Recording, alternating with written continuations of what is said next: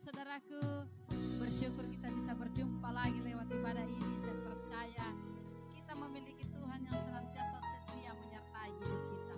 Sebab itu mari kita agungkan Dia hari ini. Sebelumnya kita satu di dalam doa. Terima kasih atas kesetiaan dalam hidup ini Tuhan. Kalau kami ada sampai hari ini itu semua karena anugerah-Mu. Dan biarlah Engkau terus menjadikan kami orang-orang yang setia mengiring Engkau Tuhan. Biarlah segala macam pergumulan hidup kami Tuhan, kami percaya waktu kami bersama dengan Tuhan, waktu kami setia dengan Tuhan, maka Tuhan sendiri yang akan menjadi pembela bagi setiap kami. Terima kasih Tuhan. Dalam nama Yesus kami mulaikan ibadah kami. Haleluya. Amin. Mari sama-sama naikkan pujian.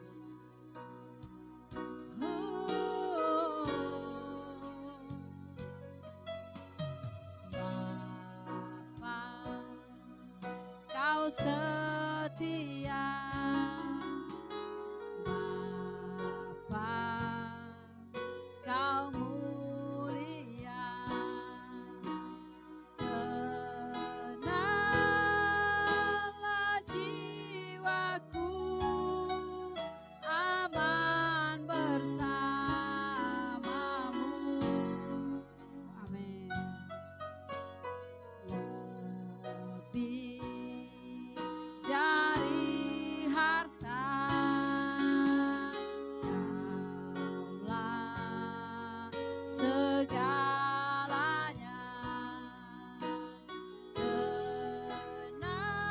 Tenanglah jiwaku dalam hadirat-Mu.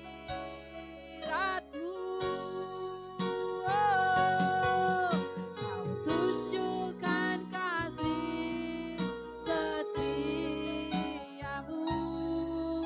Kau menyediakan yang ku perlu. Kau setia, Kau mulia, dulu, sekarang, dan selamanya. Kau tunjukkan kasih setiamu, Kau menyediakan yang ku perlu. Kau setia, Kau mulia, Bapa, Kau setia. Terima kasih atas kesetiaan-Mu atas hidup kami Bapa, Kau setia, Bapa, Kau mulia, tenanglah jiwaku, aman bersamamu.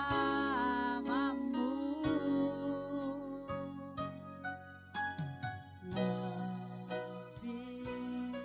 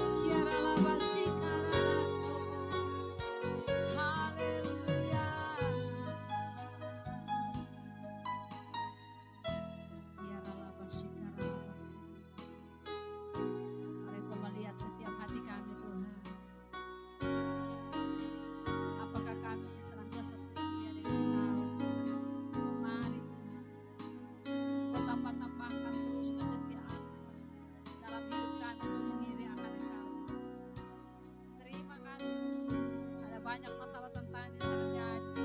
Tapi biarlah Engkau mendapati kami menjadi orang-orang yang selalu setia kepadamu. Haleluya. Sikara lama kara lama sikara lama sikara. Kiara lama sikara lama sikara.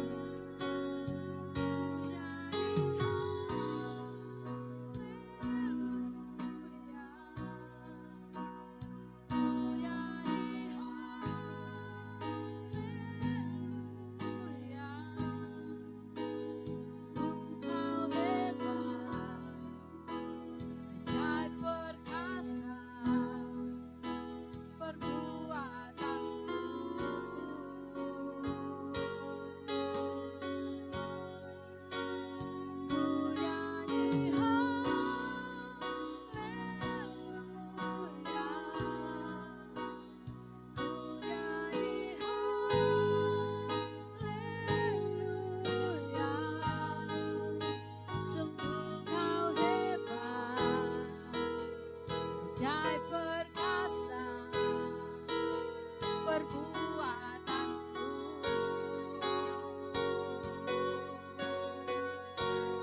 Di hidupku. Mari angkat tangan kita nyanyikan bersama. Ku nyanyi haleluya.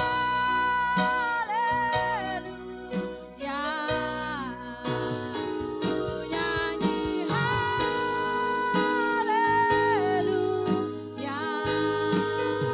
Sungguh kau hebat, ajaib perkasa perbuatanmu. Oh, ku nyanyi haleluya. Ku nyanyi haleluya.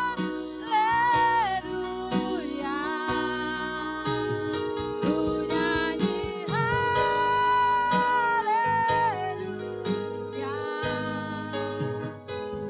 Kau hebat, ajaib perkasa perbuatanmu. Oh, di hidupku. Tepuk tangan yang meriah bagi Allah kita. Haleluya. Aku punya Tuhan yang besar, yang telah berjanji dan sanggup menggenapi imanku. Bersepakat percaya kuasanya. Ku terima sekarang kemenangan darimu. Mari angkat tanganmu dengan iman, nyanyikan pujian ini. Aku besar, yang telah berjanji dan sanggup menggenapi imanku. Bersepakat percaya kuasanya. Ku terima sekarang kemenangan darimu. Ku terima sekarang kemenangan darimu. Ku terima sekarang kemenangan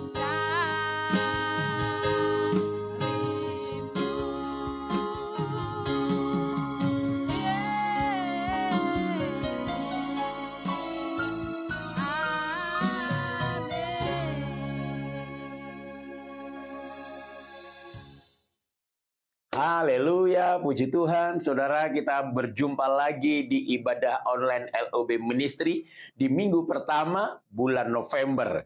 Tidak terasa kita sudah berada di penghujung tahun, tapi saya percaya semua karena anugerah, semua karena kemurahan Tuhan kita boleh melewati sepanjang bulan, sepanjang hampir 1 tahun ini, semua karena anugerah Tuhan. Saya percaya itu semua karena kemurahan dan kebaikan Tuhan. Kita sudah muji menyembah Tuhan.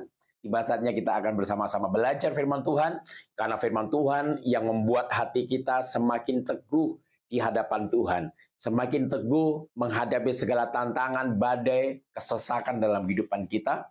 Tanpa firman Tuhan, kita tidak ada kekuatan sedikit pun dalam kehidupan saudara dan saya. Karena firman Tuhan yang membuat iman saudara semakin hari, semakin bertumbuh, dan semakin percaya kepada Kristus. Satu dalam doa. Bapak, kami mengucap syukur buat anugerah-Mu, buat kasih setia-Mu, buat pertolongan dan kekuatan yang Tuhan berikan dalam kehidupan hamba kepada kami semua. Hari ini kami akan bersama-sama belajar firman-Mu. Urapi kami yang mendengar maupun yang hamba-Mu yang menyampaikan yang tidak ada apa-apanya. Roh Kudus, pengurapan turun atas kami. Kami percaya firman Tuhan hari ini mengingatkan kami, menegur kami, menguatkan kami untuk semakin hari semakin setia kepada Tuhan. Terima kasih. Ambil alih pemberitaan firman-Mu hari ini hanya dalam nama Bapa, Putra, Anak, dan Roh Kudus. Boleh jadi kehendak-Mu saat hari ini pemberitaan firman-Mu. Haleluya. Amin. Salam saudara. Hari ini kita akan belajar kebenaran firman Tuhan. Tanpa terasa kita sudah kurang 2 bulan lagi. Kurang 1 bulan lagi kita sudah masuk di bulan Desember. Saudaraku yang dikasihi Tuhan Yesus Kristus, saya percaya bahwa kita boleh melalui segala tantangan, rintangan, kesesakan dalam pelayanan, kesesakan dalam usaha pekerjaan, kesesakan di dalam ekonomi, kesesakan dalam masalah keluarga rumah tangga, masa depan anak-anak kita, sekolah anak-anak kita. Saya percaya kita boleh melaluinya bukan karena kuat gagah perkasa saudara dan saya, tetapi karena kekuatan firman Tuhan yang senantiasa menjadi kekuatan mengingatkan saudara dan saya. Kita akan belajar kebenaran firman Tuhan hari ini, saudara, bahwa mari hari-hari ini biarlah hidup kita semakin hari semakin setia kepada Tuhan, taat akan kebenaran firman Tuhan, dan jangan pernah menghilang-hilang, saudara. Ya, kenapa saya bilang jangan menghilang-hilang? Kadang-kala 1 bulan 1 kali datang beribadah, kadang 2 bulan 1 kali datang beribadah. Apalagi mau Natal begini, saudara. Oh, gereja penuh, saudaraku yang dikasih Tuhan Yesus Kristus. Bahkan persekutuan-persekutuan penuh. Kenapa? Karena mau memasuki di perayaan Natal. Tetapi begitu selesai tahun baru, pada kebanyakan pada hilang satu-satu, saudaraku yang dikasih Tuhan Yesus Kristus. Tetapi kita akan belajar hari ini bahwa satu hal yang luar biasa yang Tuhan berikan dalam kehidupan saudara dan saya, bahwa kita ini adalah anak-anak yang sungguh luar biasa, anak-anak yang dipilih oleh Tuhan, anak-anak yang sungguh dahsyat dan luar biasa, yang Tuhan berikan satu hal yang dahsyat dalam kehidupan saudara dan saya. Kenapa Bapak Ibu Saudara? Kalau saudara hilang, Tuhan yang cari dalam kehidupan saudara. Nah, kita akan belajar saat hari ini tentang perumpamaan tentang domba yang hilang. Saudara, ini kisah yang sudah sering kali kita dengar, sering kali kita baca, tetapi saya mendapatkan satu hal pelajaran di sini. Bapak Ibu Saudaraku yang dikasihi Tuhan Yesus Kristus, mari hari-hari ini jangan suka menghilang-hilang di dalam persekutuan, saudara. Karena di dalam persekutuan kita dikuatkan, kita dihibur, kita mengalami sukacita, kita diingatkan, bahkan kita ditegur. Di dalam persekutuan-persekutuan itu ditegur dengan kebenaran firman Tuhan, dikuatkan dengan kebenaran firman Tuhan, dihibur dengan kebenaran firman Tuhan, sukacita karena kebenaran firman Tuhan. Nah, saudaraku yang dikasihi Tuhan Yesus Kristus, kita akan belajar di dalam Injil Matius 18 ayat yang ke-12 sampai ayat yang ke-14. Ini firman Tuhan tentang perumpamaan tentang domba yang hilang. Firman Tuhan berkata demikian, bagaimana pendapatmu, pendapat saudara dan saya, jika seorang mempunyai 100 ekor domba dan seekor di antaranya sesat? Tidakkah ia akan meninggalkan yang 99 ekor di pegunungan dan pergi mencari yang sesat itu? Ayat ke-13, dan aku berkata kepadamu, sesungguhnya jika ia berhasil menemukannya, lebih besar kegembiraannya atas yang seekor itu daripada atas yang ke-99 ekor yang tidak sesat. Demikian juga Bapamu yang di surga tidak menghendaki supaya seorang pun dari anak-anak ini hilang. Katakan bersama-sama, saya jangan hilang. Oh, haleluya, saudara yang dikasih Tuhan Yesus. Nah, saudara, saya mendapatkan satu pelajaran dalam kebenaran firman Tuhan ini. Saya percaya kalau saudara mendapatkan atau mempunyai 100 ekor domba, dan yang satunya sesat entah pada waktu saudara melepaskan di kebun atau melepaskan di satu pekarangan kebun yang hijau untuk mereka makan, cari rumput, saudara yang dikasih Tuhan Yesus Kristus. Nah, ketika saudara akan mengandangkan, tiba-tiba yang satu ekor ini tersesat, tidak tahu entah kemana. Dan saya percaya bahwa saudara akan mencari yang sesat ini, dan yang 99 ini saudara mungkin akan kandangkan. Saudara nggak akan lepas begitu saja. Saudara akan kandangkan terlebih dahulu, nyaman, aman, dan setelah itu saudara meninggalkan yang 99 ekor dan saudara mencari yang satu ekor. Nah, ini perumpamaan buat saudara dan saya bahwa mari hari-hari ini kita sebagai hamba Tuhan, sebagai pelayan Tuhan pun, Bapak Ibu Saudaraku yang dikasihi Tuhan Yesus Kristus, mari kita mencari domba-domba yang hilang, mencari umat-umat Tuhan yang hilang. Kadang-kala hari-hari ini akan ada begitu banyak gereja-gereja, kalau ada domba-dombanya yang hilang, meninggalkan Yesus, mereka menjual Yesus, bahkan mereka sudah tidak mempercayai kepada Kristus, mungkin karena pernikahan, mungkin karena jabatan, mungkin karena sesuatu, Bapak Ibu Saudaraku yang dikasihi Tuhan Yesus Kristus. Banyak gereja yang hari-hari ini ketika domba-dombanya hilang, ketika ada salah satu jemaat hilang, mereka meninggalkan Yesus. Sudah tidak percaya kepada Kristus, percaya kepada hal yang lainnya, ilah-ilah lain. Mereka gereja berdiam diri. Mereka gereja hamba-hamba Tuhan, mereka tidak berusaha untuk menahan bagaimana supaya dia tidak meninggalkan Tuhan, supaya tidak hilang dari hadapan Tuhan. Tetapi kalau ada domba-dombanya yang pindah gereja, baru dipermasalahkan. Nah, ini seringkali terjadi di dalam kehidupan dunia ini, dalam kehidupan umat yang percaya kepada Kristus, gereja-gereja Tuhan yang ada. Kalau ada salah satu jemaatnya pindah ke salah satu gereja, pasti ribut. Tetapi kalau ada satu jemaat atau satu dombanya yang hilang, tersesat, dia meninggalkan Yesus, meninggalkan kepercayaannya kepada Kristus, dia diam-diam aja. Di sini diceritakan bahwa domba yang hilang. Mari hari-hari ini kita sebagai hamba Tuhan, kita mencari domba-domba yang tercecer, domba-domba yang tidak pernah datang beribadah, domba-domba yang mereka hilang, mereka tersesat, bahkan mereka sudah lama tidak datang beribadah kepada Tuhan. Yang mereka sudah jauh daripada Tuhan. Nah, ini adalah salah satu ciri-ciri orang yang akan hilang. Domba yang akan hilang. Ciri-ciri domba yang akan hilang adalah mulai meninggalkan persekutuan-persekutuan yang ada. Nah, Tuhan berkata demikian ayat ke-13. Dan aku berkata kepadamu, sesungguhnya jika ia berhasil menemukannya, lebih besar kegembiraannya atas yang seekor itu daripada atas yang ke-99 ekor yang tidak sesat. Saudaraku yang dikasihi Tuhan Yesus Kristus, saya percaya kalau gereja menemukan satu jemaat atau satu domba yang hilang, yang tersesat, dan dia kembali kepada Yesus, kembali kepada Tuhan, saya percaya kegembiraannya itu sungguh luar biasa. Bahkan satu gereja itu bisa mengucap syukur, aduh syukur, keluargaku diselamatkan, keluargaku kembali kepada Kristus. Tidak ada satu orang pun, kalau ada keluarga kita yang meninggalkan Yesus, tiba-tiba saatnya, pada waktunya dia kembali kepada Yesus, saya percaya saudara akan mengalami sukacita. Kita saja mengalami sukacita.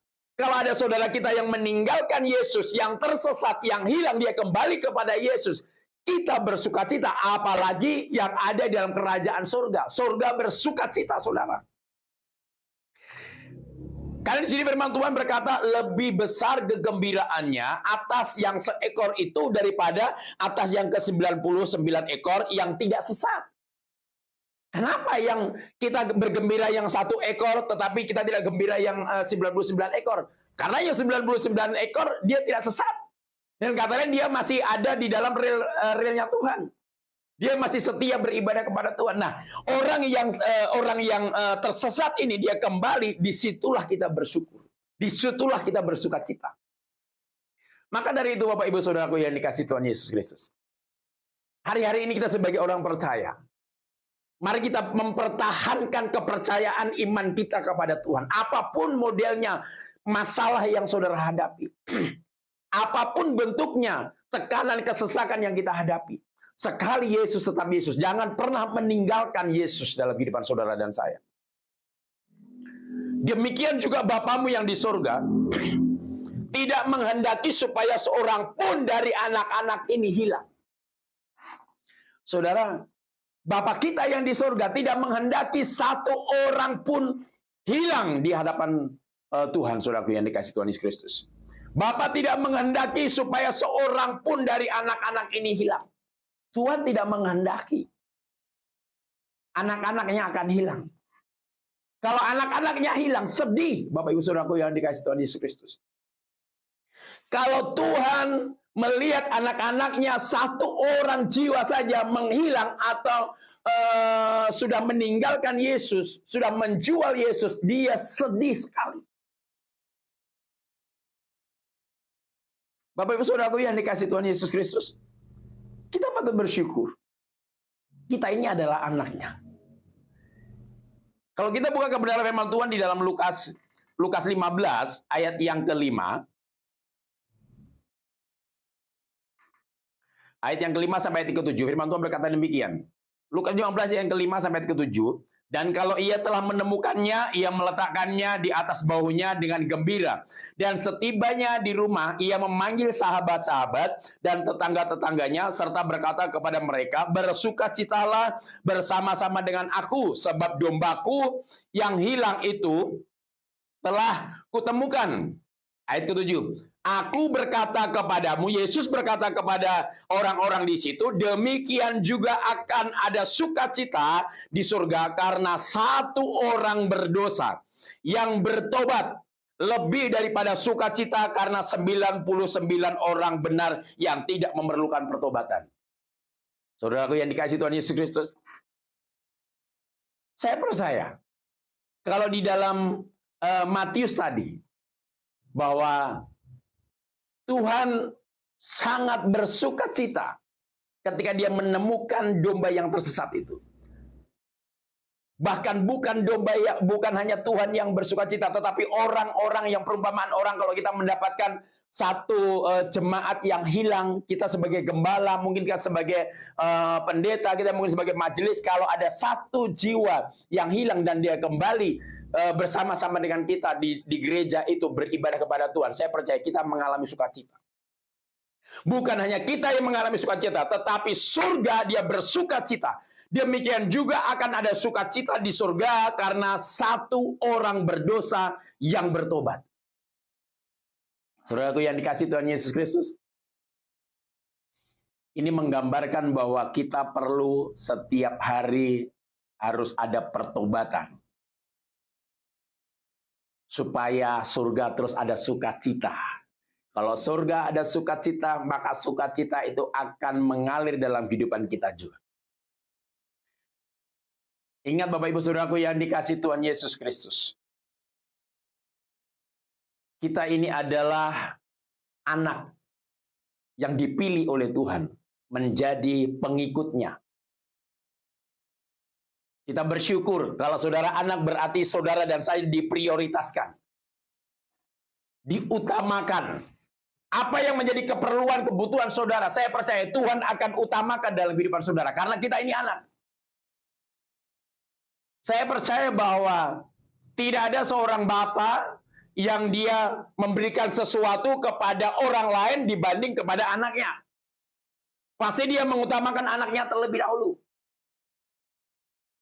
Saya ingat akan tentang keperempuan Sirofenisia yang anaknya sakit kerasukan setan. Ketika itu dia berjumpa dengan Yesus dan dia rindu supaya Yesus melepaskan setan yang ada dalam diri anaknya. Yesus berkata, biarkanlah anak-anak itu kenyang terlebih dahulu. Saudara tahu perempuan Sirofenisia ini adalah perempuan yang tidak percaya kepada Kristus. Bukan golongan orang yang umat pilihan. Ketika perempuan Sirofenisia ini minta sesuatu kepada Tuhan Yesus, supaya Yesus melepaskan setan yang ada dalam diri anak perempuan Sirofenisia ini. Saudara yang kasih Tuhan, saudara ingat baik, Yesus berkata, biarkan anak-anak itu kenyang terlebih dahulu. Saya percaya bahwa saudara diutamakan oleh Tuhan. Saudara akan diprioritaskan oleh Tuhan. Setelah kita dipuaskan, setelah kita dikenyangkan, baru anugerah itu diberikan kepada orang yang belum percaya. Saudara dan saya patut bersyukur karena kita umat pilihan Tuhan dan kita anak-anaknya. Maka dari itu, Bapak Ibu Saudaraku yang dikasih Tuhan Yesus Kristus, jangan pernah menghilang di dalam persekutuan dalam ibadah kita yang ada. Tetapi perempuan Sirofenisia itu sekalipun dia bukan anak atau bukan umat pilihan, tetapi dia percaya sepenuhnya bahwa masih ada kesempatan anugerah yang diberikan kepada perempuan Sirofenisia itu. Dia menangkap perkataan Yesus, biarkanlah anak-anak itu kenyang terlebih dahulu, berarti masih ada kesempatan kepada perempuan Sirofenisia itu. Dan saya mau berkata, kalau orang lain diberikan kesempatan oleh Tuhan, apalagi saudara dan saya sebagai anak. Kalau orang yang tidak percaya kepada Kristus diberikan kesempatan untuk menikmati anugerah Tuhan, untuk menikmati kemurahan Tuhan, untuk menikmati mujizat, untuk menikmati berkat Tuhan, apalagi kita sebagai anak. Saya percaya, kalau Tuhan sudah bersumpah, Dia akan menepati janji dalam kehidupan saudara dan saya. Oh haleluya, ini kebenaran firman Tuhan yang sungguh luar biasa. Saudara, kita patut mengucap syukur. Kita ini ada sebagai anak. Ingat bahwa Yesus datang ke dunia bukan mencari orang yang sehat. Yang memerlukan tabib bukan orang yang sehat, tetapi orang yang sakit. Kita harus menyadari setiap hari kita perlu tabib. Yaitu kebenaran firman Tuhan. Ini adalah tabib kita. Untuk mengoreksi tubuh kita, jiwa dan roh kita. Kehidupan kita, kesalahan kita. Kita perlu Tuhan Yesus setiap hari. Untuk memurnikan kehidupan kita. Untuk menyempurnakan kehidupan kita. Untuk mengurapi kehidupan kita. Saudaraku yang dikasih Tuhan Yesus Kristus, mari hari-hari ini kita senantiasa setia kepada Tuhan. Jangan suka menghilang-hilang, saudara. Jangan suka menghilang-hilang di dalam persekutuan yang ada. Bahkan di dalam Matius 10, ketika Yesus dia memanggil ke-12 muridnya, ayat yang ke-6 di sana berkata demikian. Melainkan pergilah kepada domba-domba yang hilang dari umat Israel. Pertama kali ketika Yesus memanggil murid-muridnya dan memberikan perintah kepada ke-12 muridnya. Ayat yang ke-5 di sana, janganlah kamu menyimpang ke jalan bangsa lain atau masuk ke dalam kota orang Samaria. Kenapa?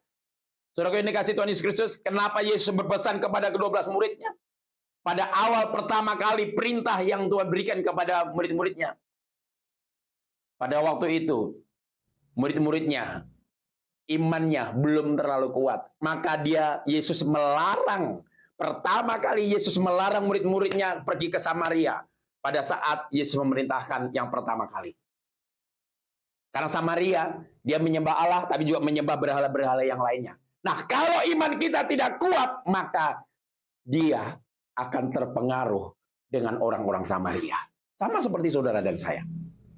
Kalau iman kita nggak kuat, jangan coba-coba masuk di dalam pelayanan yang notabene mereka belum masih banyak berhala-berhala, okultisme, bahkan hal-hal dunia, hiburan-hiburan yang ada. Kalau iman kita belum kuat, jangan coba-coba, saudaraku yang dikasih Tuhan Yesus Kristus. Ayat 6, melainkan pergilah kepada domba-domba yang hilang dari umat Israel. Nah, Bapak Ibu Saudaraku yang dikasih Tuhan Yesus Kristus, saya memberikan pesan kepada saudara dan saya. Kita yang sudah mengerti bahwa kita ini adalah anak Tuhan, anak Yesus, biarlah kita terus tetap setia kepada Tuhan. Dan kita mengerti bahwa perintah dalam kehidupan saudara dan saya, mencari orang-orang yang hilang.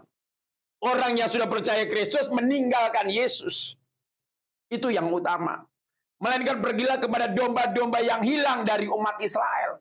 Masih banyak umat-umat Israel atau orang-orang yang percaya, orang pilihan Tuhan, Israel rohani, Israel yang sudah dipilih oleh Tuhan, yang mereka hilang meninggalkan Yesus. Bahkan ada ciri-cirinya orang mereka yang akan meninggalkan Yesus, yaitu mereka meninggalkan persekutuan-persekutuan ibadah yang ada. Sudah hilang.